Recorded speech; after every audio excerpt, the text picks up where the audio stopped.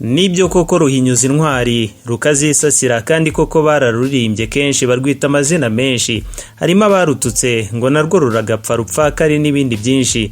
Gusa warutuka cyangwa ukarusigiriza bizarangira nawe rukwivuganye nk'uko rwagiye rubikora kuva isi yaremwa kugeza amagingo aya, ngo intego yarwo ni imwe, ni ukudusubiza iyo twaturutse twese birangira rurundarunze mu gitaka rukadusoreza kwa Nyagasani we mugenga w'ijuru n'isi, urupfu.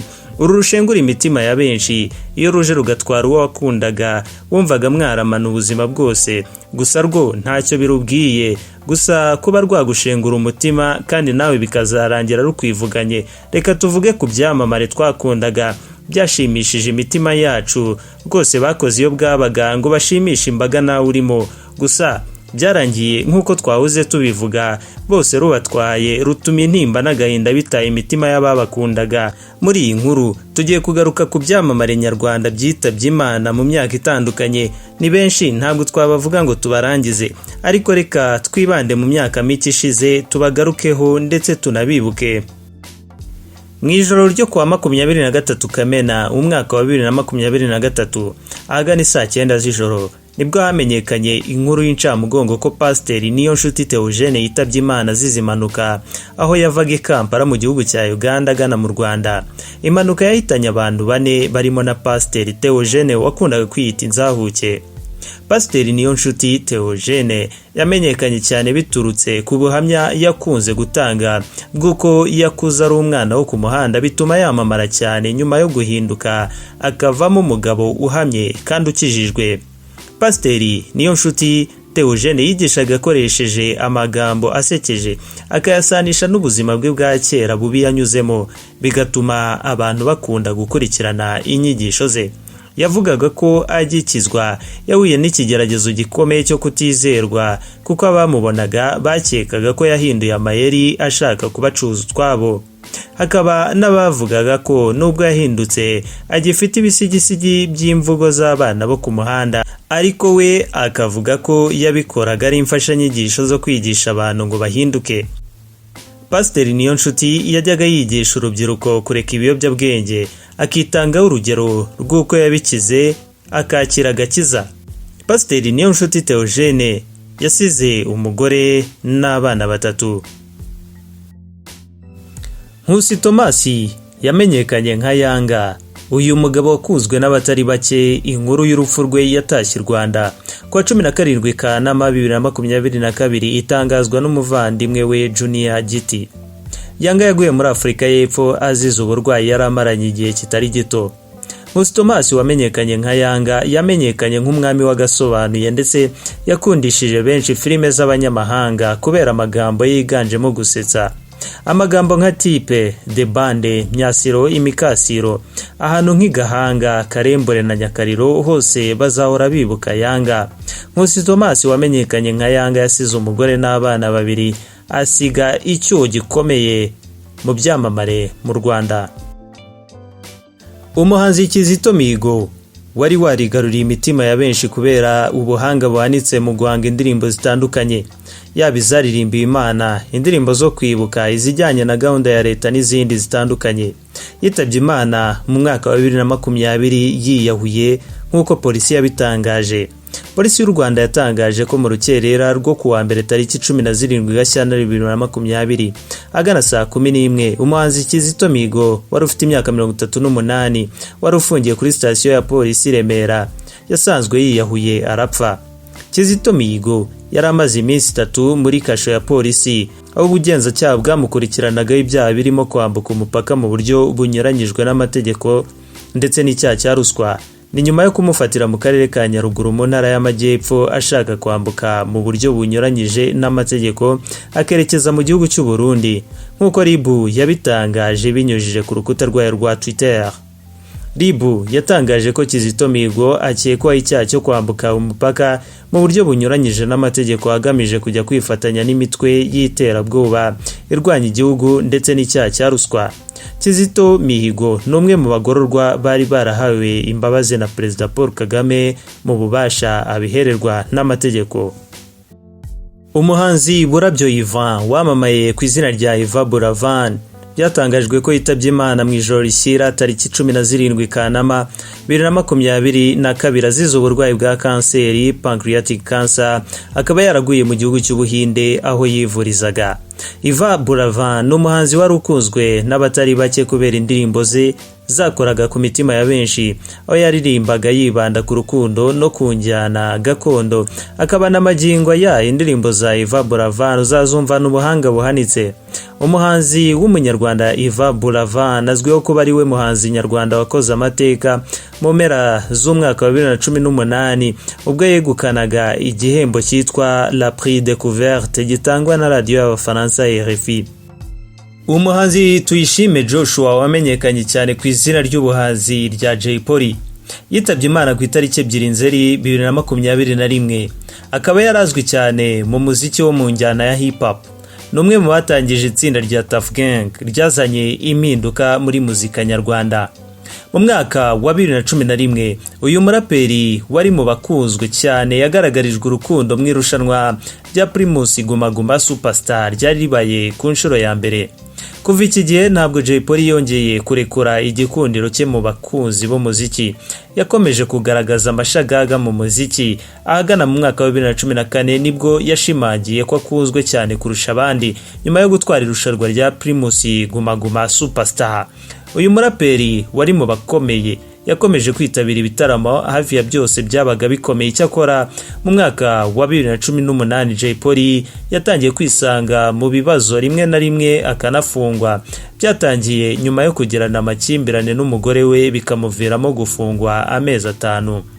Nyuma yo gufungurwa uyu muraperi yakomeje gukora umuziki ndetse akora indirimbo nyinshi zakunzwe bikomeye. Muri Mata 2021 yongeye gutabwa muri yombi akurikiranyweho icyaha cyo gukoresha ibiyobyabwenge, akatirwa gufungwa iminsi 30. Yitabye Imana mu gihe yari ategerejwe mu rukiko tariki 2 Ukuboza 2021. Urupfu rwa Jay Polly rwashenguye abantu benshi harimo abahanzi bagenzi be, abafana be ndetse n'abandi bantu batandukanye baba mu Rwanda no mu mahanga.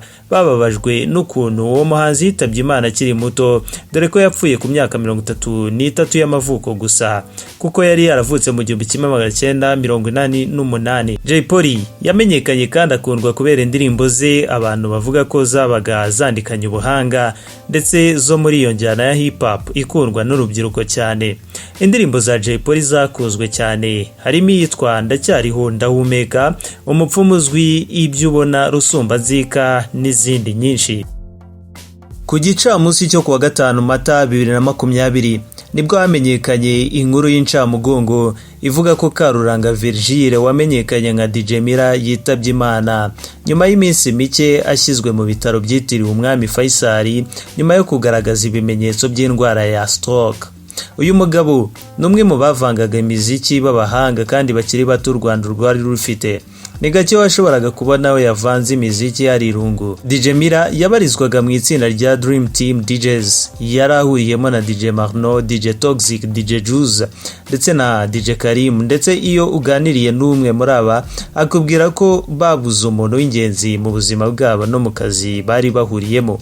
Tariki ya 8 Mata 2020 nibwo DJ Mira yasezeweho bwa nyuma ndetse anashyingurwa mu irimbi rya Rusororo riherereye mu karere ka Gasabo. DJ Mira wari ufite imyaka 29 yatangiye umwuga wo kuvanga imiziki muri 2012 atojwe na DJ Karim, bahuriye mu itsinda rya Dream Team DJs. Yacuranze mu bitaramo bitandukanye bya rock events bikunze kuba harashyirwamo ibishashi bitangiza umwaka muri Waka Warrior Race 2015 mu birori byo kwita izina n'ibitaramo bya New Year's Vibes. Yibukirwa cyane ku gucurangira Sauti Sol ubwo bari mu rugendo rwa album yabo ya Live and Die in Africa. 2016 yanacuranze mu biro bya Jameson Connect Rwandan Party.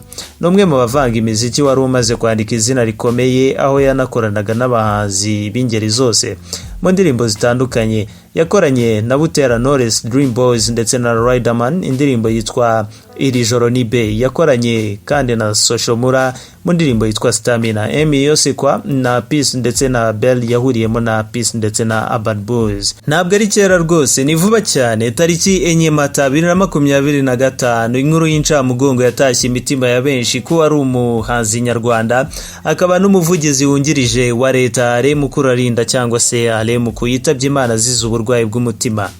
Mukurarinda wabaye umushinjacyaha ndetse akaba n'umuvugizi w'ubushinjacyaha yaguye mu bitaro byitiriwe Umwami Faisal. Yari afite imyaka 55 y'amavuko. Uyu mugabo wakundaga kwicisha bugufi, usibye ibikorwa by'ubutabera na politike, yarazwi kandi mu bijyanye n'imyidagaduro kuko yabaye umuhanzi w'ikirangirire akoresha izina rya Ale Muku. Yavutse mu 1970, yiga amashuri abanza mu Rugunga, yisumbuye yakomereza i Rwamagana. Yize icungamutungo aho yavuye akajya muri kaminuza y'u Rwanda mu 1991, gusa ntiyahamara igihe kinini kuko yahise ajya kwiga mu Bubiligi ibijyanye n'amategeko. Mu mirimo ye nk'umushinjacyaha yaburanye imanza zikomeye mu gihugu zirimo n'iz'abakoze ibyaha bya jenoside yakorewe Abatutsi. Ni umuntu wakundaga gusabana no gutera urwenya, yakundaga umupira cyane ko yari afite n'ikipe y'abato. Niwe wahimbye indirimbo y'ikipe y'igihugu Amavubi yitwa Tsinda Batsinde, ndetse yahimbye n'izindi zakunzwe n'andi makipe atandukanye.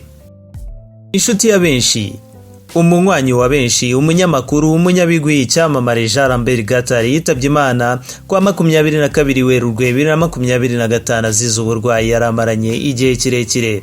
Jean Lambert Gatare ni umwe mu banyamakuru bakunzwe cyane mu Rwanda, by'umwihariko mu bijyanye n'imikino ndetse no kwamamaza.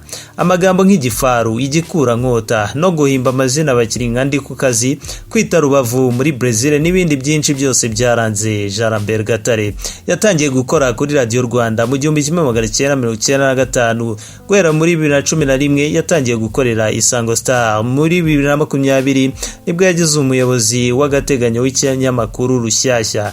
Jean Lambert Gatare yitabye Imana afite imyaka 55 y'amavuko, akaba yaraguye mu gihugu cy'Ubuhinde aho yari amaze iminsi ari kwivuriza uburwayi bw'umugongo yari amaze imyaka 2 ahanganye nabwo. Jean Lambert Gatare akaba yari yubatse ndetse yari umubyeyi w'abana 3. Nubwo yitabye Imana ku myaka 55, umurage we uzahora iteka rwose kandi azahora ari icyitegererezo ku babyiruka binjira mu mwuga w'itangazamakuru rya siporo. Ibyamamare byitabye Imana ni byinshi, byose ntitwabigarukaho muri iyi nkuru, ariko ni benshi batugize mu gihe bamaze ku isi. Guhera mu myaka ishize, umuhanzi Rugamba Spirian wumvise indirimbo ze n'ubuhanga bwe yewe byakugora kwemera ko atakiriho. Umuhanzi Sebanani Andre n'abandi bagenzi be, ibihangano byabo biracyari umurage ukomeye ku gihugu. Ijwi ryiza rya Kamariza biragoye kwemera ko yajyanye ubuhanga buhanitse nka buriya.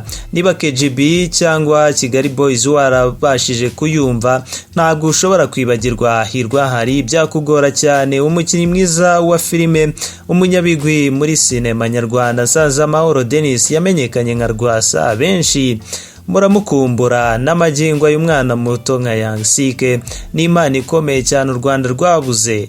Kora neza wigendere, ineza uzayisanga imbere. Ibros kuri Ibros Rwanda, turabashimiye cyane. Ciao, shalom.